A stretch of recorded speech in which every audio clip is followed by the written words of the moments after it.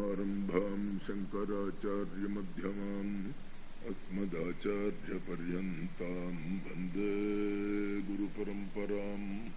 स्थापकाय च धर्मस्य सर्वधर्मस्वरूपिणे अवतारवरिष्ठाय रामकृष्णाय ते नमः। भक्तवात्सल्यजलधेः परमानन्दरूपिणः अस्मदाचार्यराजस्य प्रपन्नोऽस्मि पदाम्बुजम्। वसुदेवसुतं देवं कंसचाणूरमर्दनं देवकी परमानन्दं कृष्णं वन्दे जगद्गुरुं। कृष्णं वन्दे जगद्गुरुं। कृष्णाय वासुदेवाय हरये परमात्मने प्रणतक्लेशनाशाय गोविन्दाय नमो नमः।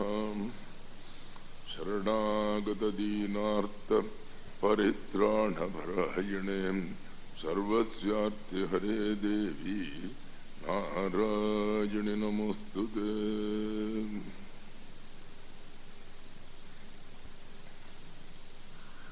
अभी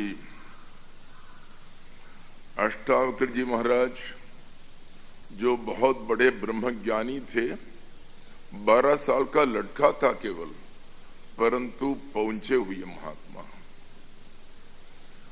गर्भ में ही सारे वेद वेदांत में पारंगत, ऐसे पारदर्शी एक निराला महात्मा।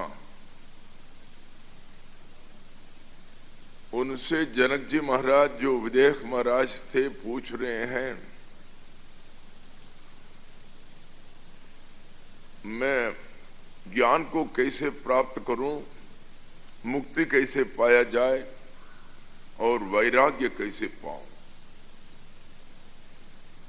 अब उसी के सिलसिले में अब एक और उपाय बता रहे हैं अष्टावक्र जी महाराज, जिससे कि हम सीधा अपनी मंजिल पर पहुंच जाएं।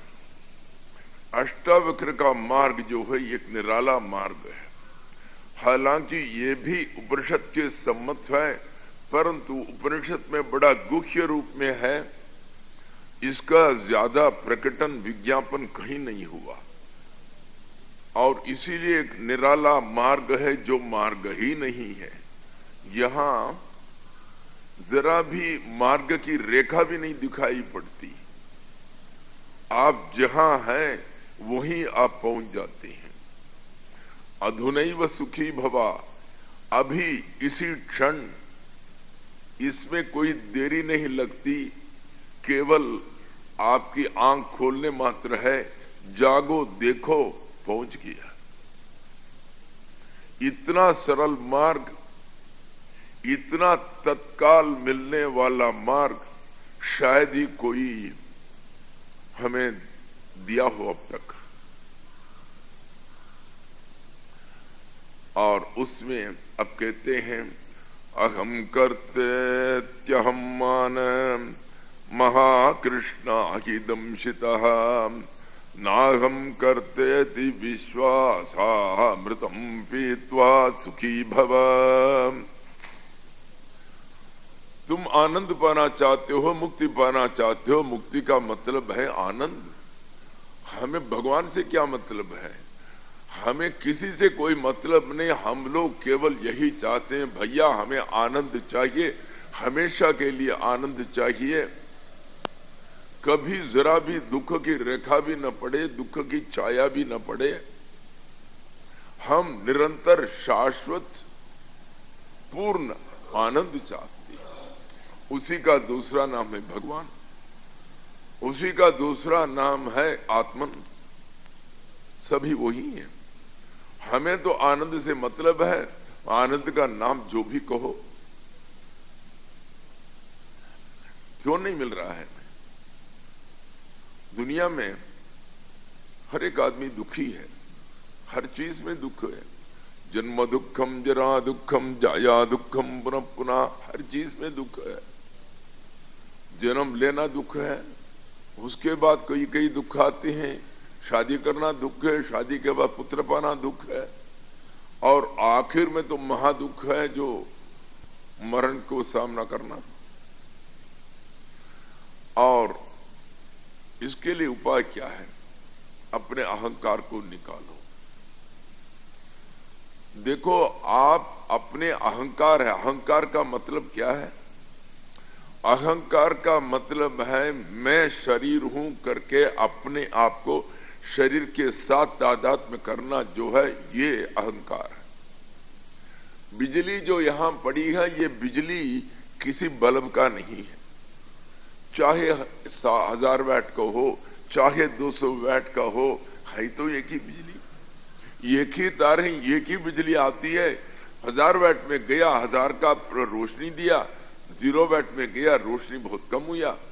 ये सब बल्ब का संस्कार के, बल्ब के अंदर कुछ ऐसा प्रभाव है, उसमें कुछ ऐसी धूल पड़ी है, वो जो है उसके पूर्ण रूप को बाहर प्रकाशित करने नहीं देता। इतना ही है, परंतु है तो अनंत शक्ति।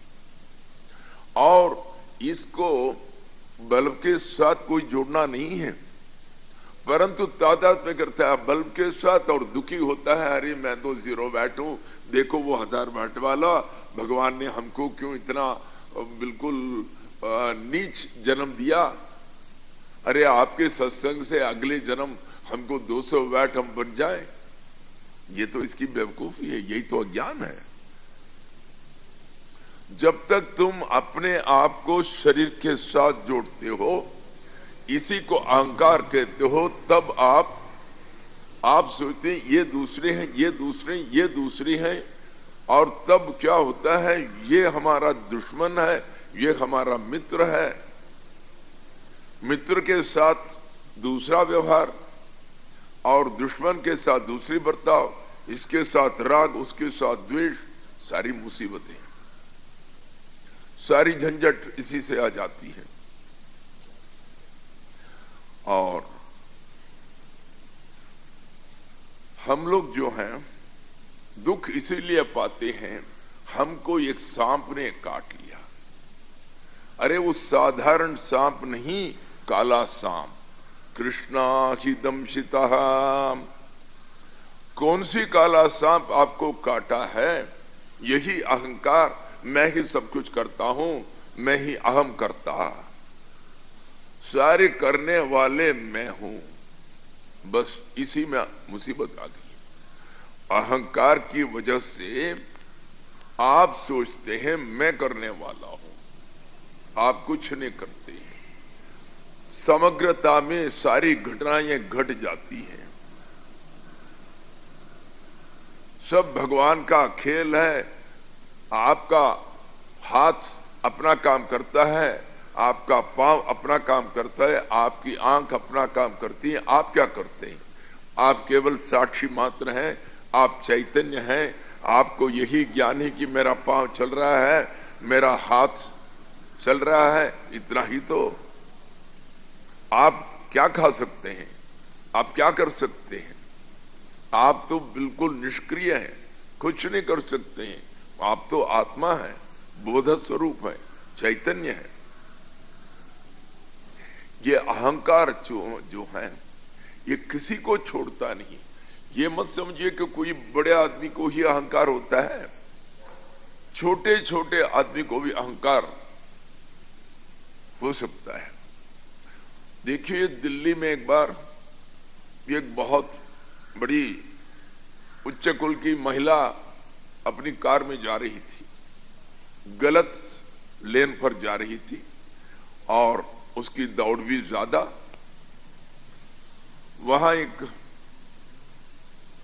मुल्ला जी ट्रैफिक पुलिसमैन थे, उन्होंने उसको रोक लिया, लाइसेंस निकालो, और लिखने लगा, उसको पर्ची देने लगा, चालान।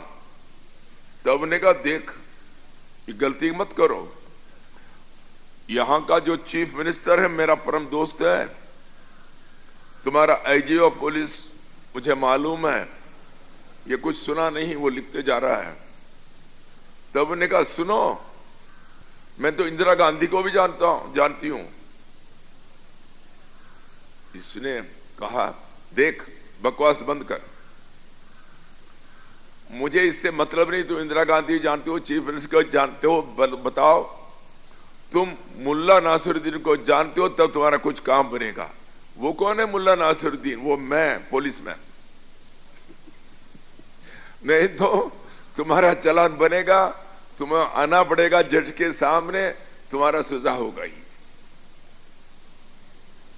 देखिए इतना सा ट्रैफिक कांस्टेबल, मुश्किल से उन दिनों में उसको 40 रुपया 50 रुपया मिलता होगा तनख्वाह, उसकी भी अपना अहंकार है। मैं कोई छोटा सा थोड़ा हूं। केवल इसे नहीं, देखिए एक जेल में,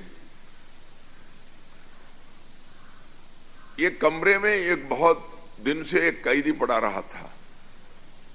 एक दिन एक नया कैदी अंदर आया। पुराना कैदी उनसे पूछ रहा है तुम्हारे लिए कितने साल की सजा है? मेरा तो 20 साल की सजा है। अरे तुम तो बड़ी जल्दी निकलने वाले हो, तुम अपना बिस्तर वो दरवाजे के पास ही लगा लो, क्योंकि उसमें भी इसका कर देखो, इसका केवल 20 साल, मैं तो और रहने वाला हूं। अरे सजा मिला, कैदी रहा, अहंकार किसी को छोड़ता नहीं। यही तो मुसीबत है। अब देखिए कितने कितने लोग, ये प्यून भी हो, कलेक्टर का प्यून भी हो, अरे वो तो कलेक्टर से ज्यादा है।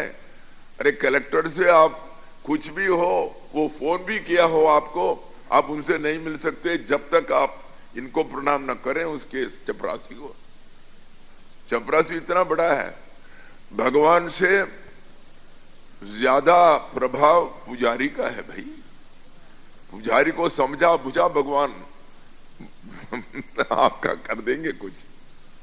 भगवान भी वरदान दे दें, पुजारी के हाथ में है देना न देना।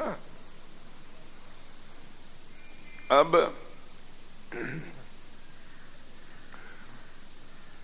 लोग जो है रिटायर हो जाते हैं, कितने कितने लोग जो सेवानिवृत्त हुए, रिटायर हो गए, बहुत जल्दी मर जाते हैं क्योंकि उनका अहंकार खत्म हो गया। अरे कितने कितने लोग उनको चापलूसी करते थे, कितने कितने लोग सलाम करते थे, अब रिटायर हो गया, कोई पूछता नहीं। यदि उनके घर पर भी चले जाओ, वो कहते हैं महाराज हम अभी चलने वाले हैं, बहुत बहुत शुक्रिया आप आए, हम बाद में आकर आपसे मिलेंगे। वो चाहते नहीं इनसे बात करना भी। इनका जो अहंकार का गुब्बारा जो है वो फूट गया, अब कुछ नहीं रहा। अब यही हालत है अहंकार का। हम लोग अहंकार रूपी, इसलिए मैं अहम करता, मैंने एक बड़ा मकान खरीद लिया, अहम करता, इसमें अहंकार आ गया, मेरा बड़ा मकान है खास जगह पर, बिल्कुल मेजेस्टिक के पास। तब किसी ने आकर कहा अरे तुम्हारा क्या है भैया, देख लो हमारे चीफ मिनिस्टर के दामाद का तुमसे 10 गुना बड़ा है। अच्छा, इसका अहंकार कम हो गया। तुम जितना बड़ा काम करते हो उतना बड़ा अहंकार। मेरे पास 1 लाख है, 10 लाख वाला आया, तुम सिर झुकाया। ये है अहंकर्तेत्यहं मान महाकृष्ण अहिदंशितः। देखो भैया, इसमें कुछ नहीं करना। तुम्हारी जो दृष्टि है कि मैं देह हूं, इसको छोड़ो, अपनी दृष्टि को बदलो। कुछ करना नहीं, कुछ धरना नहीं, कुछ पाना नहीं, कुछ दौड़ना नहीं, कुछ नहीं, केवल अपनी दृष्टि को बदलो। तुम्हारी दृष्टि थी कि मैं देखूं, छोड़ो। जो कुछ हो रहा है समग्रता में हो रहा है। ये सब पहले ही टेप रिकॉर्ड हो चुका है, वही तो चल रहा है। इसको न रोकने की न इसको आगे करने की क्षमता तुम्हारे पास नहीं है। आप कुछ नहीं कर सकते हैं, जो होना है हो रहा है। आपका शरीर जहां जाना है जा रहा है, जिसको खाना है खा रहा है, जिस दिन उपवास करना है कर रहा है। आप क्या करते हैं? आप कुछ नहीं करते। देखो, जब हम अपने दृष्टि को बदलकर तुम ये सोचोगे कि मैं कोई अकेला आदमी नहीं हूं, मैं ये शरीर केवल नहीं हूं, सारा शरीर मेरा ही है, मैं हूं, सब में हूं, जब तक ये एकात्म भाव न आ जाए हम आगे नहीं बढ़ेंगे। केवल इतने ही जरूरत है कि तुम एकात्म भाव में आ जाओ। एकात्म भाव में भी दो तरह के होते हैं। एक शुकदेव 16 साल तक अपनी माता के गर्भ से बाहर ही नहीं निकले। अरे अक्सर उनके पिताजी माताजी विनती करके कहते थे, बेटा बाहर तो आ जाओ, हमारी बड़ी मुसीबत हो रही है, तकलीफ हो रही है। माताजी क्षमा करो, मैं संसार को देखकर मैं इतना बड़ा डरता हूं, मुझे यहां आराम है, आप तो बिल्कुल फिल्टर करके हमको बहुत बढ़िया सा खाना देते हैं, यही काफी है, हम बाहर नहीं आना चाहते। और 16 साल हुआ, मुश्किल से उनको बाहर निकाला विनती करके। बेटा पैदा होते ही न कुछ संस्कार हुआ, न उपनयन हुआ, न जातकर्म हुआ, न अन्नप्राशन हुआ। वहां दूर में एक जंगल देखा, दौड़ रहा है जंगल की ओर। अनुपेतमत्यम प्रव्रजंतम अनुपेतमपेत कृत्यम द्वैपायनो विरह कातराजुहाव पुत्रेति तन्मयतया तरवोभिनेदुः तम सर्वभूत हृदयं निमानतोस्मि।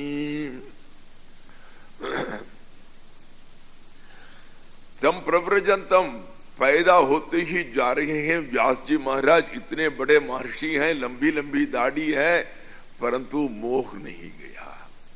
पुत्रेति तन्मयतया, अरे मेरा पुत्र है, और पुत्र कहां जा रहा है? अरे बेटा कहां जा रहे हो? उनके पीछे पीछे दौड़ रहे हैं। और बेटा जो है ब्रह्मज्ञानी है, उसको अत्याश्रमी कहते हैं। अब तक भारत में 4 अत्याश्रमी हुए हैं। अत्याश्रमी माने वो किसी आश्रम के नहीं, न सन्यासी है, न वानप्रस्थ है, न गृहस्थ है, न कुछ है, किसी का कोई चिन्ह नहीं, जनेऊ नहीं है, परंतु सन्यासी भी नहीं है, शिका नहीं है, सन्यासी भी नहीं है। इस तरह करके ये अत्याश्रमी है, ये सारे आश्रम को पार कर चुके हैं। प्रथम थे वामदेव,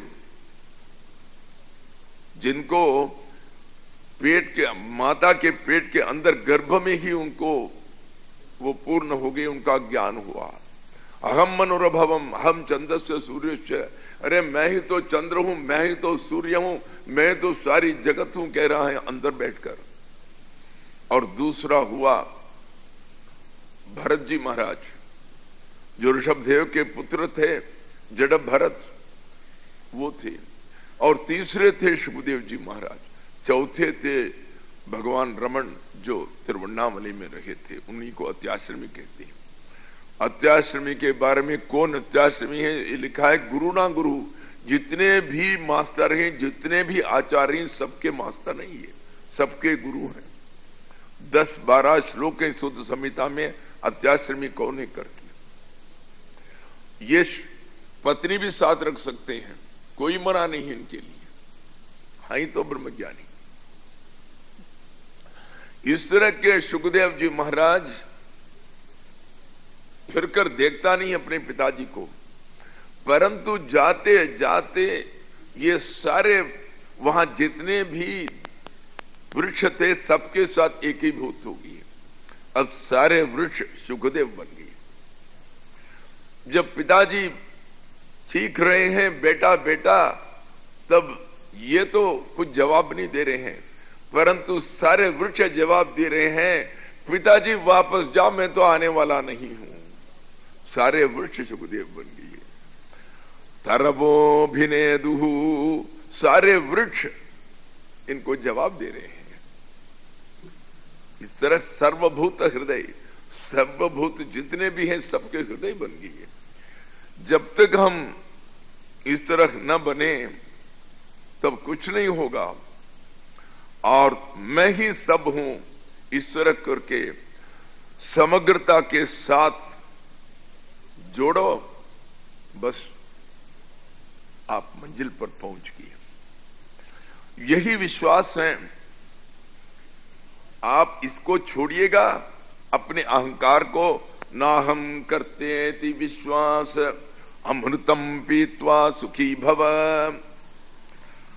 ये विश्वास करो दृढ़ रूप से कि मैं शरीर नहीं हूं, मेरा कोई अहम नहीं है, मैं कोई कर्ता नहीं हूं, मैं तो समग्रता के साथ जुड़ा हूं, मैं तो परमात्मा के साथ जुड़ा हूं, शरीर के साथ नहीं जुड़ा हूं, सभी मैं ही है, सारी जगत मेरा ही रूप है।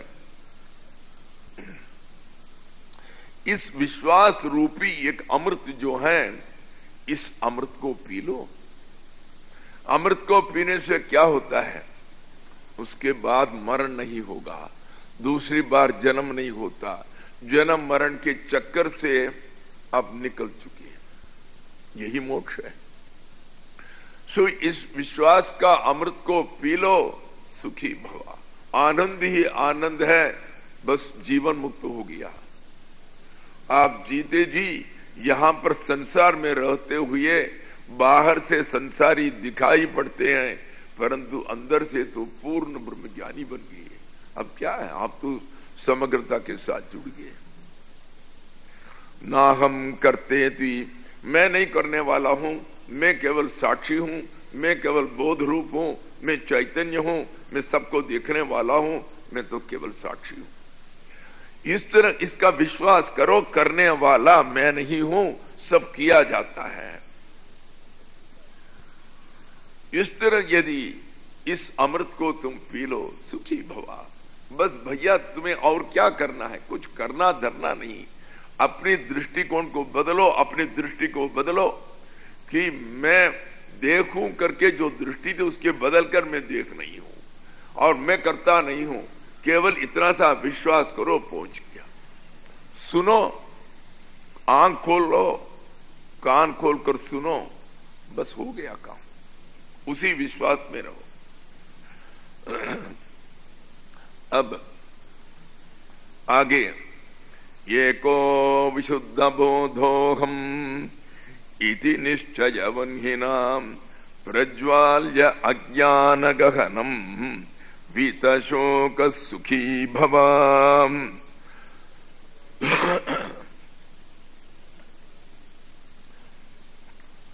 हमें ये पता नहीं है हमारा मूल्य कितना है। हम तो अमूल्य हैं। हमारा जैसा कोई दूसरा अमूल्य वस्तु सारी दुनिया में खोजो नहीं मिलेगा। परंतु हम समझ रहे हैं कि हम कंगाल हैं, और चाहिए, ये चाहिए, वो चाहिए। एक आदमी था, वो दौड़ा नदी की ओर खुदकुशी करने के लिए, आत्महत्या करने के लिए। वहां एक फकीर, एक साधु बैठे थे। उसने रोका, बेटा क्या बात है, क्यों ऐसे कर रही हो? महाराज, जीवन भर के मैंने कोशिश की, मुझे कुछ नहीं मिला, मेरे पास कुछ नहीं है, और इस तरह जीवन बिताने से यही अच्छा है कि मैं अपने जीवन को खत्म कर डालूं। बेटा तुम्हारे पास कुछ नहीं है? बिल्कुल कुछ नहीं है महाराज, मैं तो सच्ची कहता हूं, कुछ होता तो मैं क्यों आता यहां? कोई नौकरी नहीं मिली, कुछ नहीं मिली, क्या फायदा? अच्छा ऐसा है, तुम्हारे पास कुछ नहीं है, परंतु आपसे मैं कुछ ले लूं और उसके लिए खूब पैसा दे दूं, राजी हो? बिल्कुल, मेरे पास तो कुछ है नहीं, उससे आप क्या लोगे? ले लो, हम तो तैयार हैं, पैसा चाहिए मुझे। अच्छा आ जाओ मेरे साथ। एक राजा के पास ले गए, जाकर फकीर ने राजा के कान में कुछ कहा। राजा ने कहा, हाँ हाँ 1 लाख रुपया इनको दे दूंगा। खुश हो गए। परंतु फकीर ने कहा, पता है राजा क्या कहता है, तुम्हारी 2 आंखें हैं, 2 आंखें को दे दो हमको, उसको निकाल लेंगे, तुमको 1 लाख रुपया मिलेगा। अरे महाराज, हमें कोई धंधा नहीं करना, कोई बेचना नहीं, क्या कहते हो, मैं आंख दे दूं? अरे 1 लाख क्या, तुम 10 लाख दे दो, मैं देने के लिए तैयार नहीं हूं। अच्छा चलो छोड़ो, तुम्हारे 2 पैर है ना, उसको काट कर पूरा हम ले लेंगे, चलो तुमको 2 लाख रुपया दे देंगे। अरे महाराज क्यों बकवास करते हो, मैंने कहा कि कोई धंधा, ये धंधा नहीं करने का है, कुछ बेचना नहीं है। अरे तुम तो अभी कह रहे थे तुम्हारे पास कुछ नहीं है, तुम तो शरीर छोड़ने वाले थे। अब 10 लाख से भी ऊपर का माल तुम्हारे पास पड़ा है, तुम कहते हो कि 10 लाख को भी मैं नहीं बेचूंगा। सो इतने बढ़िया माल अपने पास रखते हुए तुम क्या ढूंढ रहे हो? बात ये कि हमारे पास जितने अमूल्य वस्तु है वो हमें मालूम नहीं है। इसीलिए प्रज्वाल्य अज्ञान गहनम, ये अज्ञान की बात है। आपके पास ये ज्ञान नहीं है, आपके पास ये ज्ञान नहीं है कि मुझसे ज्यादा मूल्यवान वस्तु दुनिया में नहीं है, ये मालूम नहीं है। आप समझ रहे कि मैं बिल्कुल बेकार हूं, और इसीलिए आपको दुख आ रहा है। इस दुख को कैसे निकालें? एक विश्वास करो कि मैं ये शरीर नहीं हूं, मैं तो वही चैतन्य हूं। ये को विशुद्ध बोधो हम, मैं वही चैतन्य हूं। बोध माने चैतन्य, परंतु विशुद्ध बोधो हम क्या मतलब? मैं शुद्ध चैतन्य हूं, फिर अशुद्ध चैतन्य का होता है, शुद्ध चैतन्य का होता है। चैतन्य वही है जिसमें अब मेरे पास चैतन्य है, आपके पास चैतन्य है, परंतु इस चैतन्य में सारी दुनिया का फोटो पड़ती है। आप मुझे देख रहे हैं, तस्वीरें देख रहे हैं, घर जाकर अपने बेटे को देख रहे हैं, अपने पोतों के देख रहे हैं, सारी दुनिया उसमें आ रही है, फोटो पड़ रही है। फोटो पढ़ने से उसका असर पड़ता है, किसी के साथ राग, किसी के साथ द्वेष। इसलिए यह जो चैतन्य जिसमें सारी फोटो पड़ रही है, फोटो क्यों पड़ रही है? इसलिए कि आप समझ रहे हैं ये वृक्ष दूसरा है, मेरा पोता दूसरा है, मेरा पड़ोसी दूसरा है। इसीलिए आपको ये अशुद्ध बोध है। शुद्ध बोध में पूरा उसमें शक्ति है। चैतन्य का मतलब यही है, मैं हूं, यही परम शक्ति है। वो हूंपन, वो हाजिरीपन, उपस्थिति मात्र, हाईपन, मैं हूं बस इतना ही। मैं हूं ब्राह्मण, मैं हूं एमए, मैं हूं 40 साल का, बिल्कुल नहीं, केवल मैं हूं बस उसी भाव में रहो। ये शुद्ध चैतन्य है। इस चैतन्य में जब केवल मैं हूं, मैं अकेला हूं, मैं ही ये सारे शरीर में हूं, मेरे अलावा दूसरा कोई है ही नहीं, मैं ही सभी में हूं, मुझसे भिन्न कोई चीज नहीं। ये माइक जो है ये भी मैं हूं, ये जो कागज जो है ये भी मैं हूं, ये जो स्तंभ जो है ये भी मैं हूं, ये टेबल मैं हूं, तब और क्या रहा? ये को विशुद्ध बोधो हम, मैं अकेला, ये एक ही चैतन्य है, और वो भी शुद्ध चैतन्य। कोई दुनिया नहीं, जगत नहीं, कुछ नहीं, ये कुछ ऊपर चलेगी। पहले तो आप साक्षी भाव में रहे, अब आपका प्रमोशन हो गया, बीए पास करके अब एमए में आ गई है, अब आप अकेले हैं। पहले दुनिया थी पर आप साक्षी रहे, ठीक है, उससे भी आप पहुंच जाएंगे। दूसरी बात यही है कि मैं ही सब कुछ हूं, मेरे अलावा और कुछ है ही नहीं। और जब आप ही हैं तब दूसरा है ही नहीं। दूसरा होता तो तब आपके अंदर आशा होता, ये चीज मुझे चाहिए, ये मेरा मित्र बने, ये दुश्मन नष्ट हो जाए। जब दूसरा है ही नहीं, किससे मित्रता करना, किससे आशा करना, कौन सी तृष्णा, कुछ नहीं है। बस इति निश्चयवन्हिना, इस तरह बिल्कुल विश्वास करो, निश्चय करो, निर्णय करो। निश्चय का मतलब क्या है? ये सुनकर अपनी दिमाग से, अपनी बुद्धि से समझना, ये निश्चय नहीं है। इसका अनुभव करो, अनुभव से जो मिलेगा वो निश्चय है, वो निर्णय। अनुभव कैसा करें?